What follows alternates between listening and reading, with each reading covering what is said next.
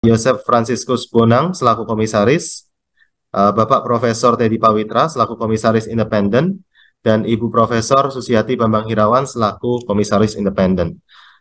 Next, sedangkan untuk level direksi perseroan ada Bapak Franciscus Saverius Ridwan Darmali selaku Presiden Direktur yang juga menghadiri sesi public expose ini.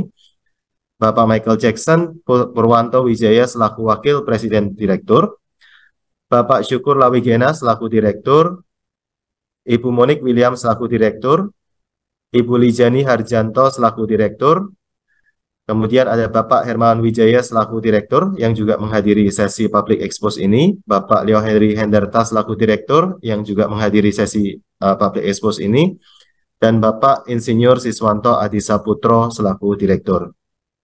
Next. Untuk selanjutnya saya akan memaparkan untuk bisnis dan proyek perseroan. Nah, kita tahu bahwa sebenarnya PSDE atau PT Bumi Serpong Damai Tbk ini kita memang pengembangan utamanya adalah proyek dari BSD City.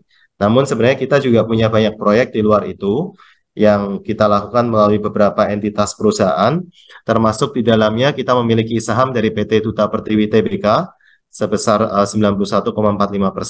Jadi selain Bumi Serpong Damai Tbk dengan BSD City-nya, kita ada Duta Pertiwi yang mengelola beberapa dan mengembangkan beberapa proyek, diantaranya mungkin yang besar ada Grand Wisata di Bekasi dan Kota Wisata di Cibubur, serta beberapa superblok ITC, Mangga 2, Cempaka Mas, dan lain-lainnya. Selain itu kita juga punya proyek-proyek di luar Jawa seperti Grand City Balikpapan, kemudian ada juga Sinarmas dan Plaza di Medan, dan di Jawa juga ada di Surabaya. Nanti kita akan lihat pada slide selanjutnya, mungkin boleh next. Ini adalah beberapa portofolio yang kita miliki, jadi memang terkonsentrasi di Greater Jakarta, Jakarta Raya, ada di BSD City di baratnya Jakarta, di sebelah timurnya Jakarta ada Grand Wisata, Bekasi, di sebelah selatannya Jakarta ada Kota Wisata Cibubur. Ya, selain itu kita juga punya beberapa proyek apartemen seperti Aerium di Jakarta Barat, Southgate di Jakarta Selatan, dan juga Elements di daerah Kuningan, Jakarta juga. Ya, serta beberapa office, ada Sinarmas Land Office, Sinarmas Land Plaza di Jalan Tamrin, Jakarta. Ya, ada Sinarmas MSIG Tower, Bakri Tower, dan yang lain-lainnya. Kemudian di luar Jakarta kita juga ada DP Mall di Semarang dan Rooms Inc. di Semarang juga, apartemen Klaska di Surabaya. Kemudian yang menarik juga kita ada pengembangan Township Grand City di Balikpapan. Nah, selain itu kita masih punya beberapa land bank yang bisa dikembangkan ke depannya di luar Jawa, diantaranya ada di Palembang, kemudian di Samarinda, Manado, Makassar, dan juga yang cukup besar di Jawa Timur ada di daerah Surabaya. Next. Nah, karena mungkin saat ini kontribusi dari penjualan kita itu masih sebagian besar berasal dari township atau proyek-proyek kita di Jabodetabek, maka ini saya akan lebih fokus untuk membicarakan proyek-proyek kita di Jabodetabek, diantaranya ada BSD City di baratnya Jakarta, Grand Wisata di timurnya Jakarta, dan Kota Wisata di selatannya Jakarta.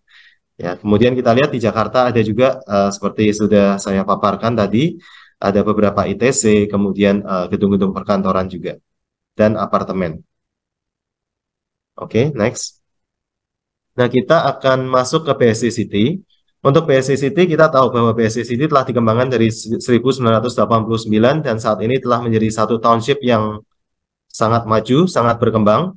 Dan itu kita kembangkan fase per fase. Jadi fase 1 sebesar 1.500 hektar, ini hampir semuanya boleh dikatakan sudah dikembangkan, meskipun ada beberapa area yang masih dapat dikembangkan. Ya. Kemudian fase 2 sebesar 2.000 hektar yang menjadi jantungnya dari BSD City ini saat ini sedang kita kembangkan. Ya, dan kita telah mulai mengembangkan fase 3 sebesar 2.450 hektar, itu dari sekitar beberapa tahun yang lalu. Dan fase 3 ini akan menjadi satu potensial yang sangat baik tentunya dalam beberapa tahun ke depan. Dan sebagai inisiatif untuk meningkatkan konektivitas di BSD City, kita juga melakukan inisiatif untuk melakukan pembangunan jalan tol Serpong Balaraja, yang juga diantaranya akan menghubungkan wilayah BSD dari timur ke barat BSD, sehingga nantinya tentu saja sebuah township yang sangat luas, 6.000 hektar ini akan terhubung dari di area barat, ya dari area Legok sampai dengan BSD di timur. Nanti kita akan coba gali satu persatu ya proyek-proyek kita yang terakhir. Nah, di BSD City sendiri kita kan sudah ada banyak sekali hunian ya. Baik kita launching baik berupa klaster perumahan maupun ruko. Nah, untuk beberapa proyek yang terakhir yang juga menjadi kontributor utama untuk penjualan kita di tahun 2023 ini, antara lain kita ada proyek JV dengan dengan Hong Kong Land yaitu Nava Park. Ya, ini satu produk yang high end dengan harga sekitar 20 sampai 50 miliar, ya mungkin secara average itu 25 sampai 30 miliar. Kemudian yang menarik kita juga ada cluster Hiera, cluster Welton. Ini lokasinya betul-betul di uh, bagian barat BSD fase 3.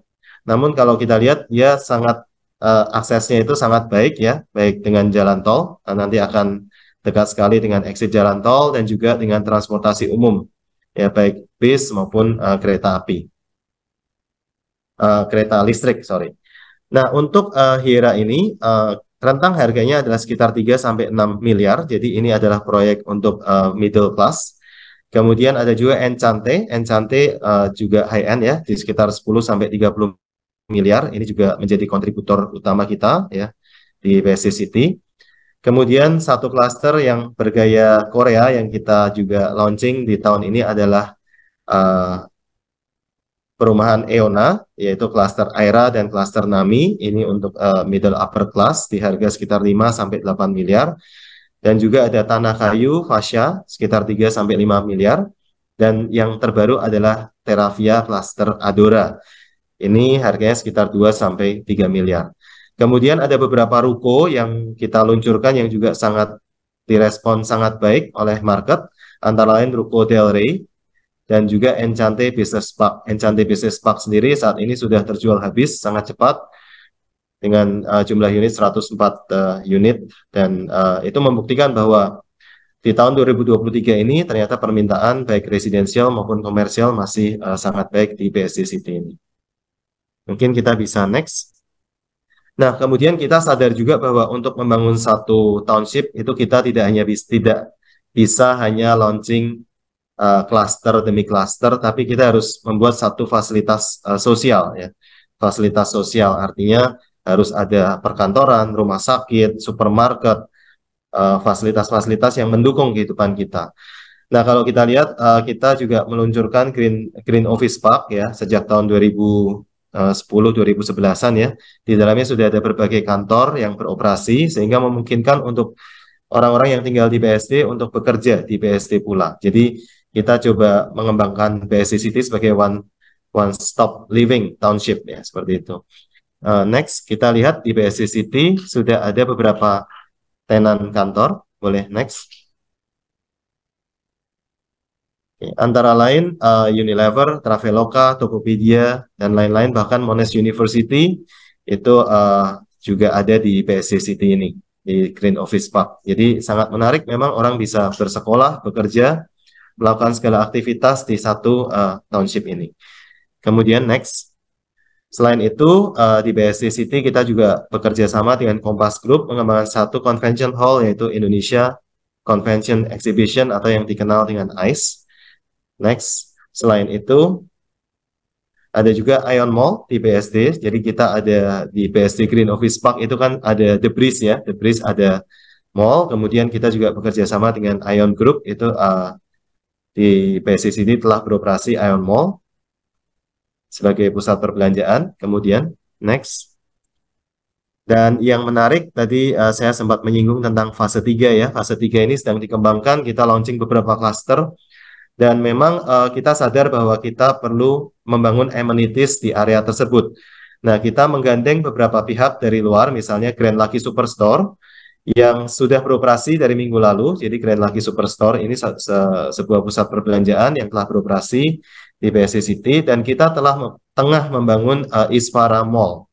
Isfara Mall lokasinya di BSD fase 3, luasnya sekitar 5 hektar. Ya, tentunya ini akan sangat menarik juga ke depannya. Kemudian kita juga menggandeng beberapa pihak untuk membuat sebuah recreational park, diantaranya Jatim Park dan juga Dairyland by Jimori. Kemudian next.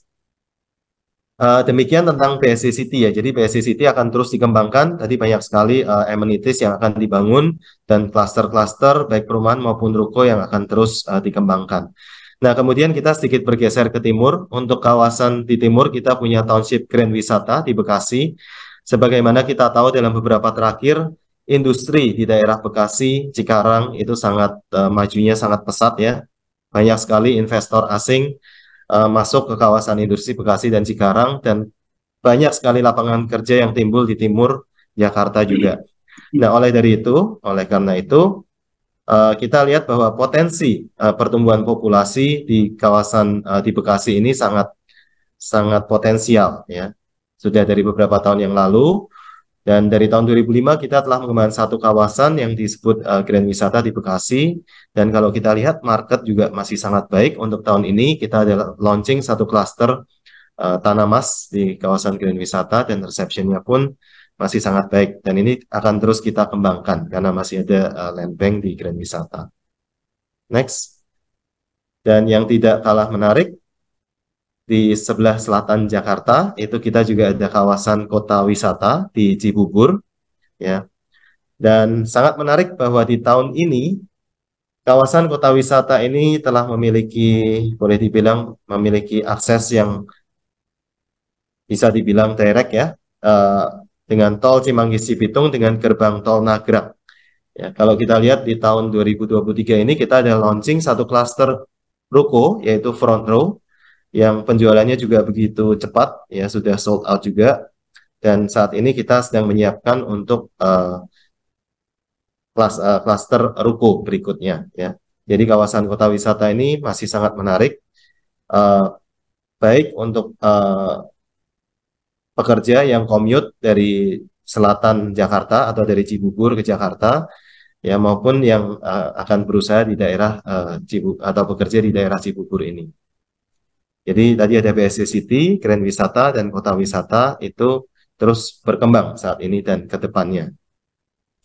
Nah, di samping itu kita ada beberapa proyek high rise, di antaranya apartemen. Kita mengembangkan beberapa produk apartemen di BSC City, ada Akasa dan Upper West.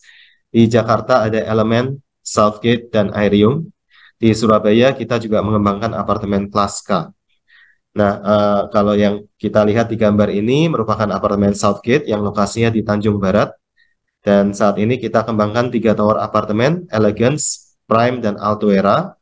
Dan apartemen ini juga terintegrasi dengan Ion Mall yang juga telah beroperasi di kawasan apartemen Southgate ini. Kemudian, next.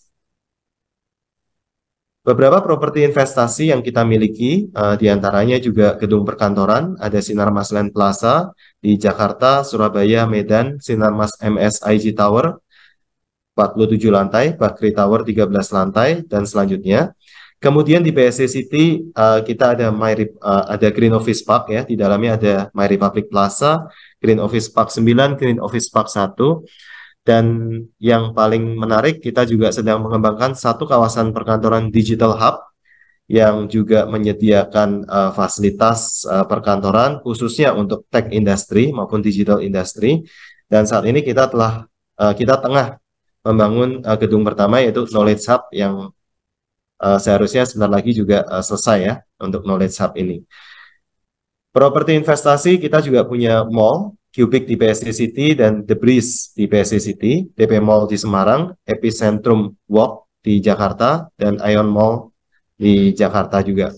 Hotel ada Rooms Inc. di Semarang, dan yang sedang kita bangun saat ini adalah Jalan Tol Serpong Balaraja. Seksi 1A sepanjang 5 km telah beroperasi, dan seksi 1B yang menghubungkan BSC Tengah ya di area Ion Mall hingga Barat BSD diperkirakan beroperasi di tahun 2024. Jadi ini adalah beberapa properti investasi yang bisa mendukung pendapatan berulang dari BSDE sendiri. Selanjutnya saya akan masuk ke kinerja keuangan perseroan. Nah, untuk marketing sales atau pra penjualan, Di tahun 2023 kita targetkan mencapai penjualan sebesar 8,8 triliun.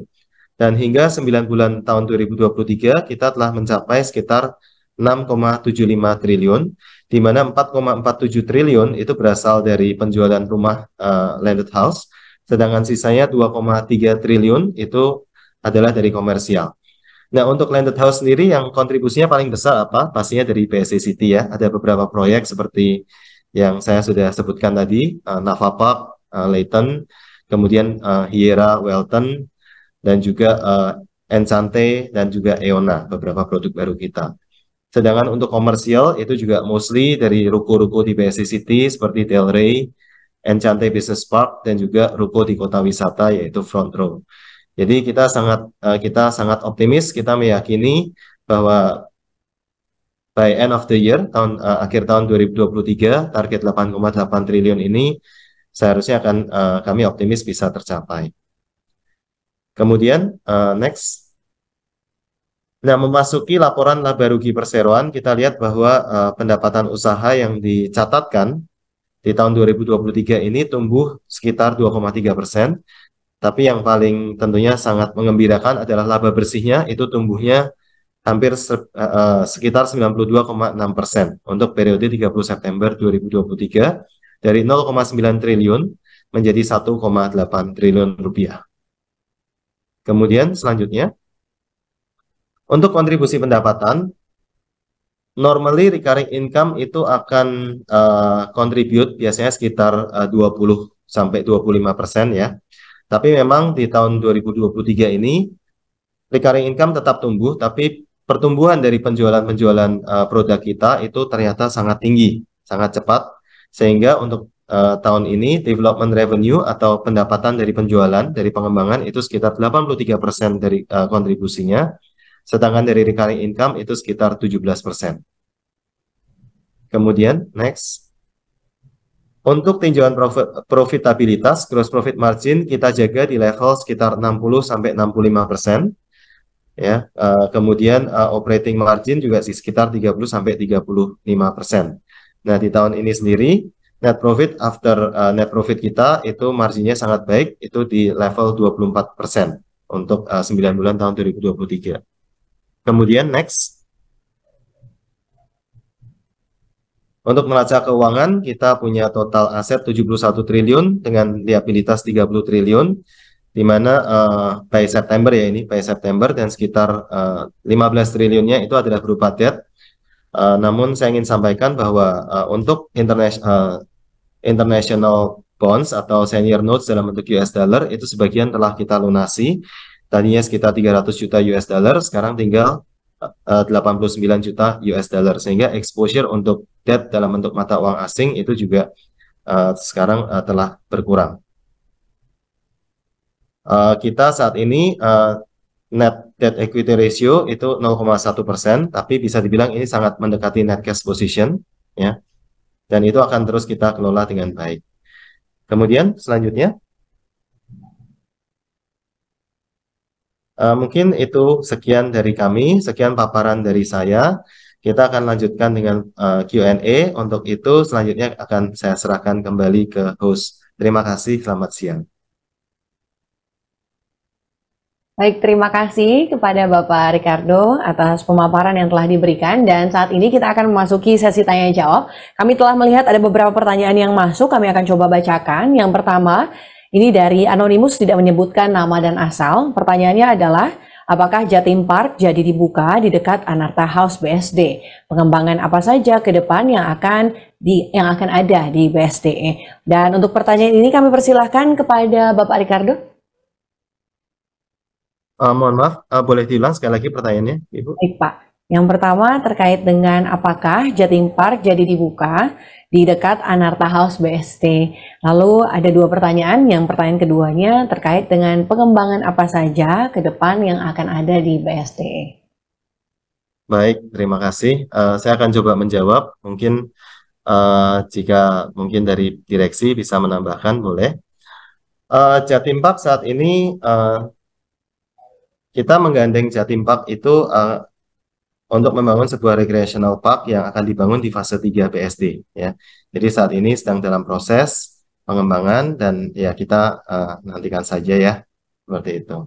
Kemudian pengembangan mungkin tadi saya sudah paparkan secara umum untuk BSD City.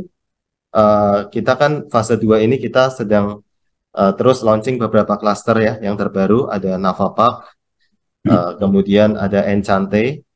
Kemudian di fase 3 juga kita telah launching beberapa klaster, Terravia, kemudian ada Tanah Kayu, ya, klaster yang terakhir kita sebut Fasya. Dan yang sangat menarik adalah Hiera, ya, kita menggandeng Midbana, yaitu JV Mitsubishi dengan Surbana Jurong, untuk mengembangkan satu kawasan terintegrasi TOD, yang nantinya juga akan dekat dengan stasiun KRL, ya, di Cisauk dan juga dengan dekat dengan akses tol. Nah, ini beberapa pengembangan fase 3 ini. Amenities juga kita kembangkan, ada Jatim Park, kita gandeng pihak ketiga untuk membangun recreational park, ada Jatim Park, Dairyland by Cimory, dan juga Iswara Mall dan Grand Lucky Superstore yang telah buka. Mungkin dari direksi ada yang mau menambahkan? Ya. Mungkin saya tambahkan, Terima kasih, Pak. di kawasan theme park itu ada Jatim Park, ada zoo ya, kita punya zoo park, ada juga Cimory Land, dan juga ada Heha ya, itu integrasi dari kita punya recreational facilities ya, yang kita sedang siapkan, develop, dan untuk kita hadirkan di BSD. Kalau yang Iswara ya apa? Hisvara Nusantara Hebat itu adalah area F&B kita, dan juga Grand Lucky itu juga Superstore yang baru saja minggu lalu tadi sudah disebutkan baru saja beroperasi. Sekian. Baik, terima kasih Bapak-Bapak. Kita ke pertanyaan yang selanjutnya. Pertanyaan selanjutnya yang kedua dari Kevin Jonathan selaku investor. Ada 3 pertanyaan Bapak-Bapak. Pertanyaan yang pertama terkait dengan adanya pemindahan pusat pemerintahan ke IKN, bukan lagi di Jakarta, apakah Perseroan masih yakin permintaan hunian di BSD masih akan bertumbuh? Lalu pertanyaan yang kedua, apakah ada rencana pengembangan di IKN mengingat beberapa emiten properti lain telah melakukan komitmen pembangunan di IKN? Lalu pertanyaan yang ketiga, kira-kira land bank di BSD masih akan cukup untuk penjualan berapa tahun lagi? Mungkin untuk pertanyaan ini, 3 pertanyaan dari Kevin Jonathan, investor, kami persilahkan kepada manajemen atau mungkin kepada Bapak Francisco Saverius Ridwan Darmali, kami persilahkan. Terima kasih. Terima kasih kepada Pak Kevin Jonathan atas pertanyaannya. Terkait pertanyaan pertama, dampak dari pemindahan pusat pemerintahan ke IKN di Kalimantan, apakah akan berdampak pada pertumbuhan di BSD? Menurut hemat kami sih tidak akan berdampak besar, karena pusat usaha, pusat bisnis yang utama yang sudah ada cukup lama akan tetap berada di Jakarta dan sekitarnya. Memang di IKN adalah pusat kegiatan pemerintah yang akan pindah ke sana. Tapi seperti biasa, kegiatan usaha, bisnis, itu lingkupnya cukup besar, bahkan jauh lebih besar daripada kegiatan pemerintah. Jadi mengingat hal tersebut, kita optimis bahwa IKN tidak akan memberi dampak negatif terhadap kegiatan dan pertumbuhan bisnis properti di Jakarta dan sekitarnya. Mengenai pertanyaan kedua, apakah ada rencana pengembangan di IKN? Kita memang sedang dalam diskusi intensif dengan otorita IKN, di mana kita mengajukan proposal sesuai dengan kemampuan dan pengalaman kita, yaitu dalam mengembangkan semacam yang disebut adalah township, seperti yang kita telah lakukan di BSD, kota wisata, grand wisata, dan sebagainya. Jadi merupakan satu pengembangan terpadu. Karena ini cukup besar, maka memerlukan pembicaraan yang lebih lama dan sedang berlangsung saat ini. Yang ketiga, pertanyaan ini mengenai land bank. Saya kira mungkin tadi Pak Ricardo sudah sempat menyinggung bahwa kita masih baru mengembangkan sekitar 2.500 hektar dari 5.900 hektar. Jadi kita masih mempunyai cukup banyak lahan yang berapa lama mungkin kita perkirakan bisa 10-20 tahun sampai ini semua akan tuntas secara ini. Dan di luar itu pun kita sekarang sudah berupaya juga untuk menambah lahan lagi di tempat-tempat lain. Mungkin demikian Pak Kevin. Semoga ini menjawab pertanyaan saudara. Terima kasih. Baik, terima kasih Pak Ridwan, terima kasih Bapak-Bapak manajemen. Kita ada pertanyaan yang ketiga dari Anonymous, tidak menyebutkan nama dan asal. Ada 2 pertanyaan. Yang pertama, bagaimana update capaian prapenjualan GV Land Lot BSDE sampai saat ini? Apakah penjualan GV Land Lot ini nantinya bisa langsung tercatat sebagai revenue perusahaan, dalam tanda kurung langsung serah terima? Lalu pertanyaan yang kedua, bagaimana pandangan BSDE terkait insentif PPN dari pemerintah? Berapa persen pengaruh dari insentif ini terhadap pertumbuhan marketing sales perusahaan? Mungkin untuk pertanyaan ini kami persilahkan kepada Bapak Ricardo. Ya, baik. Terima kasih atas pertanyaannya. Bagaimana update capaian prapenjualan JV Land Lot sampai saat ini? Ya, kita sedang under discussion ya untuk penjualan tanah ke perusahaan JV. Ya, detail-detailnya masih dalam diskusi, namun kita optimis di Q4 ini akan ada hasil ya dari atau ada progres dari penjualan tanah ke JV Land Lot. Nantinya akan, jika sudah final, pasti nanti akan kita umumkan untuk saat ini seperti itu. Kemudian bagaimana pandangan PSD tentang insentif PPN dari pemerintah? Ya, kita tahu minggu lalu ya barusan keluar peraturan atau kebijakan tentang PPN DTP yang sudah diformalkan, di mana PPN yang ditanggung pemerintah di bawah 2 miliar. Dan juga sebagian PPN dengan cap 2 miliar untuk 2-5 miliar produk. Saya rasa secara umum ini akan sangat positif ya untuk industri properti, ya, termasuk kita sendiri. Namun kalau kita lihat ada beberapa, kalau tidak salah, peraturan ini berlaku untuk yang serah terimanya terakhir di bulan Desember 2024 ya. Dan saya rasa ya ini sangat-sangat positif untuk industri properti secara keseluruhan, untuk PSD juga sangat baik. Dan ya nanti kita akan lihat seperti apa ya perkembangannya.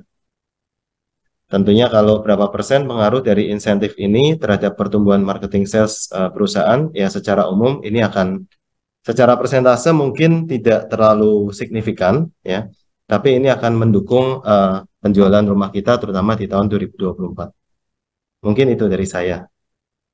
Baik, terima kasih Pak Ricardo. Ini satu pertanyaan terakhir dari Anonymous juga, tidak menyebutkan asal dan nama.